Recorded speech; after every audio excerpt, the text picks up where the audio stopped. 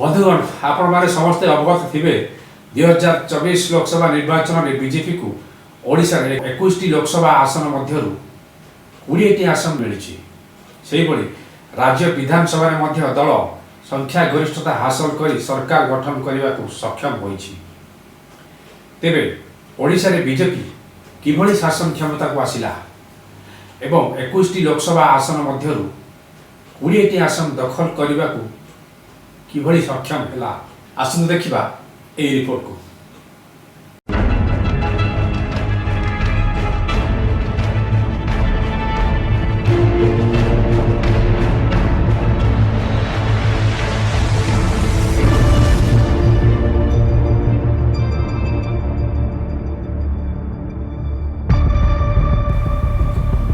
बंधुगण समग्र भारत वर्ष में 2024 लोकसभा निर्वाचन में प्राय 538 लोकसभा निर्वाचन मंडली में मतदान प्रक्रिया किभली गड़बड़ी होइछि यार सत्यता नहीं धीरे धीरे खोलतार आरंभ होइछि। केवल 4 लोकसभा आसन को छाड़देले अन्य समस्त आसन में भोट प्रतिशत प्रकाशन में गड़बड़ी होइछि। एक आमे कहूँ एसोसिएशन फॉर डेमोक्रेटिक रिफॉर्मर्स जाकू एडीआर बोली कहती एवं वोट फॉर डेमोक्रेसी नामक एक अन्य संस्था ए दुईट जाक संस्था पक्षर सीधा सड़क अभियोग कर भोट ग्रहण दिन जेतिक मतदान हार थिला बा भोट मिली विभिन्न दलीय प्रार्थी को बा विभिन्न दल को यही भोट संख्या बा मतदान प्रतिशत पर वृद्धि पाई किंबा कमी। इलेक्ट्रॉनिक वोटिंग मशीन ईवीएम रे होइथिबा मतदान एवं भोट गणति पूर्व बा भोट ग्रहण किछि दिन पर भोट प्रतिशत किभली वृद्धि पाइला किंबा कमिला यह देखा मिली। 7टी जाक पर्याय मध्य प्रथम और द्वितीय पर्याय निर्वाचन में यही गड़बड़ी बेसी देखा मिली। दुईट जाक संस्था ये दुईट पर्याय किभली अधिक गड़बड़ी होइछि जानवाक पाई अनुसंधानमूलक report. In 538 constituency there is a difference, किसी में कम है किसी में ज्यादा। तो ये जो बता रहे हैं कि ये 2 पॉसिबिलिटीज हैं, तो इससे लगता है कि 2 पॉसिबिलिटीज इतनी प्रेवलेंट हैं कि 538 पोलिंग स्टेशन में इनमें से होगा ही एक। 538 कॉन्स्टिट्यूएंसीज में ये 2 में सारी आ गई, तो इसका मतलब ये तो बहुत ज्यादा हो रहा है। दूसरा सवाल हम लोगों का ये है कि आप ये जनरलाइज एक्सप्लेनेशन मत दीजिए कि ये होता है और ये होता है। तो भाई डॉक्टर के पास जाइए कि जी मेरे यहाँ दर्द हो रहा था, अभी 15 दिन पहले ऑपरेशन हुआ है, कि मेरे यहाँ दर्द हो रहा है। डॉक्टर कहेगा सर इसके 4 वजह हैं, इन वजह से हो जाता है। मैं कहता हूँ मुझे 4 में इंटरेस्ट नहीं है, मुझे क्या हो रहा है वो बताओ। तो हम ये कह रहे हैं कि ये जो 538 कॉन्स्टिट्यूएंसी हैं, इनमें हर कॉन्स्टिट्यूएंसी का बताइए कि क्यों हुआ ये डिफरेंस। अगर ये 2 ही हैं तो दोनों में से कौन सी अलीपुर द्वार में है, कौन सी चंडीगढ़ में है, कौन सी तमिलनाडु में या फलानी पुडुचेरी कॉन्स्टिट्यूएंसी में, वो नहीं बताते। ये भी एक ट्विटर पे एक्सप्लेनेशन दिया गया।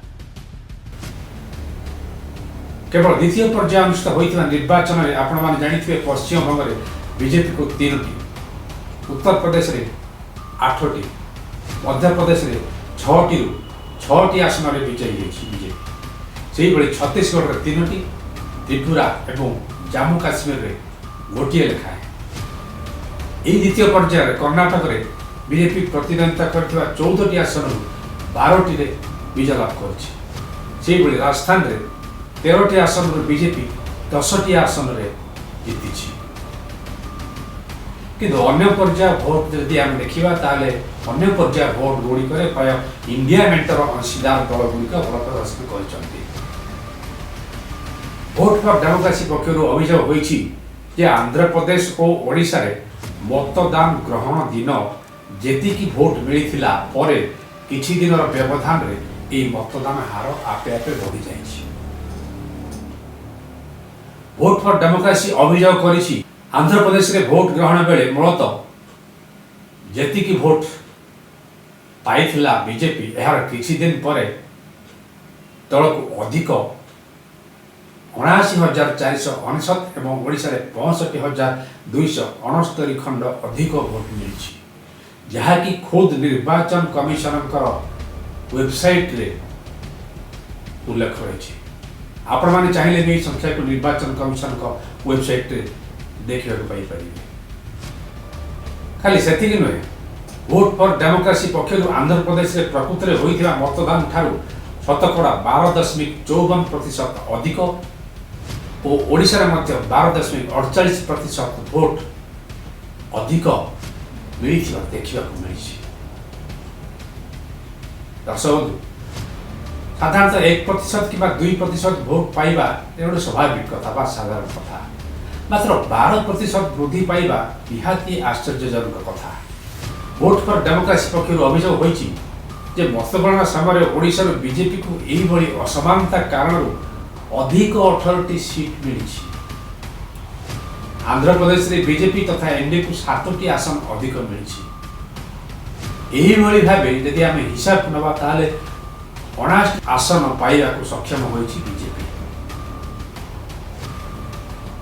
आ 79 जाक लोकसभा आसन रे निर्वाचन रे पाखापाखि 5 कोटी भोट व्यवधान देखा मिली जहाँकि भोट ग्रहण समय देखा जाए ना भोट दिन देखा जाए भोट रे जदि यही 5 कोटी व्यवधान न था ताहले बीजेपी अति कम रे 76 सीट रे पराजित होता किंतु बीजेपी को 79 सीट रे फायदा देछि।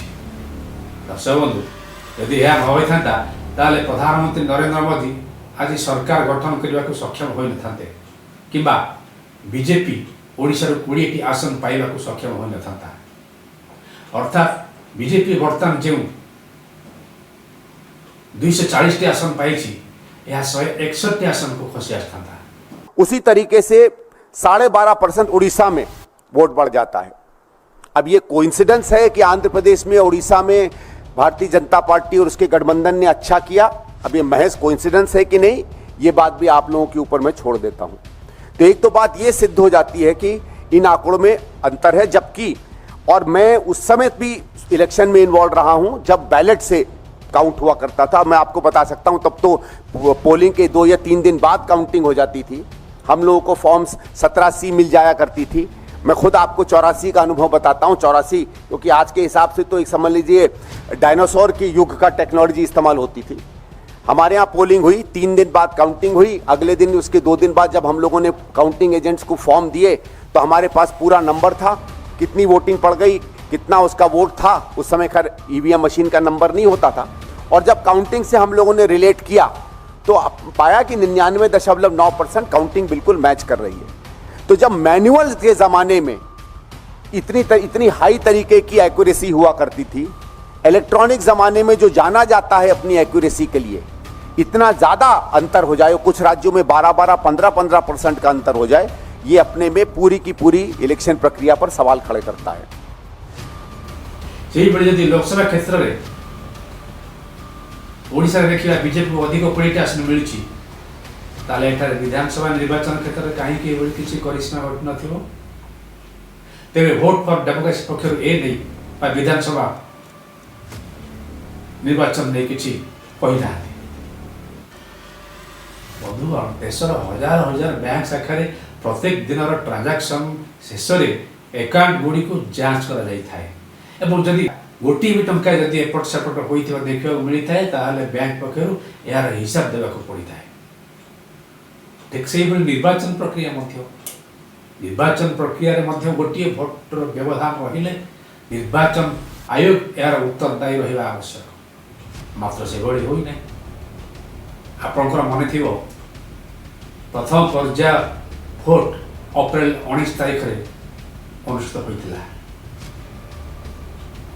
एवं जदिओ नियम रही भोट ग्रहण 48 घंटा मध्य भोट संबंधी समस्त तथ्य निर्वाचन कमिशन यार पोर्टाल रे अपलोड करने कथा ताहा होई नै। किंतु भोट ग्रहण प्रथम पर्याय भोट ग्रहण 11 दिन पर मतदान केते प्रतिशत होईची याकू कमिशन घोषणा करथिले।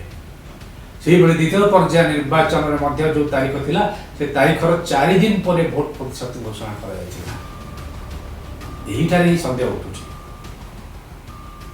आपण माने जानिथिबे भोट ग्रहण दिन प्रति घंटा को घंटा केउ निर्वाचन मंडली रे बा केउ राज्य रे अबा संपुक्त मतदान केंद्र केते प्रतिशत मतदान होईची प्रति घंटा कोन मिनिट रो खबर मध्ये निर्वाचन कमिशन को निकट को जाई थाए। आपण माने जानिथिबे गणमाध्यम मध्ये आपण माने जानिथिबे कि बडी घंटा घंटा प्रतिशत भोट प्रतिशत केते हेची ई संपर्क खबर परिचय करा जाय थाए। तने एइटे ही सृष्टि होईची दंड निर्वाचन कमिशन कहीं 11 दिन पर भोट प्रतिशत को जारी कले। यहीटा ही भोट पर डेमोक्रेसी और एडिया संदेह सृष्टि करिछि। द्वितीय कथाटी है भोट ग्रहण दिन संपुक्त प्रार्थी मानकर एजेंट मान 87 फॉर्म रे केते पोलिंग होईछि एवं सेमान मध्यरु महिला भोटर केते और पुरुष भोटर संख्या केते ए संपर्क रे सूचना दिया जाय थाए। मात्र केतेक राज्य रे ता प्रथम और द्वितीय पर्याय निर्वाचन में ताहा आदौ करा जाय नाही। निर्वाचन आयोग ईसीआई निकट रे केतेक राज्य रे विशेष करी 59 लोकसभा आसन रे किभଳି भाबे भोट प्रतिशत वृद्धि पाइछि ए नै उभय एडीआर और भोट फॉर डेमोक्रेसी पक्षरु बारंबार दृष्टि आकर्षण कर दैछि। मात्र निर्वाचन कमिशन ए नै किछि उत्तर रखी नाहाते। बरम सुप्रीम कोर्ट रे एक एफिडेविट जरिया रे ए संक्रांत रे तथ्य केवल संपुक्त प्रार्थी किबा सेमानकर एजेंट मान की प्रदान करि पारिबे बोली कमिशन सुप्रीम कोर्ट को जणाइछन्ती। भोट फॉर डेमोक्रेसी और एडीआर ए दुईटी संस्था निर्वाचन प्रक्रिया रे मतदान प्रतिशत की भली वृद्धि पाइछि बा कमिछि ए नै खुलासा करिसंती एवं ए संक्रांत रे निर्वाचन कमिशन का निकट रे अभियोग करिसंती। निर्वाचन कमिशन का निकट रे ए दुई संस्था अभियोग करथिले मध्य आज सुद्धा सेवांकर कोनसी उत्तर दिया जाई नाही। किंतु माननीय सुप्रीम कोर्ट का निकट रे एक एफिडेविट जरिया रे यह केवल संपृक्त दलर प्रार्थी मानकु किबा एजेंट मानकु ई निर्वाचन प्रक्रिया संपर्कीय तथ्य जोगाइबे बोली कहछन्ति। एथि सहित मु जगदानंद नमस्कार।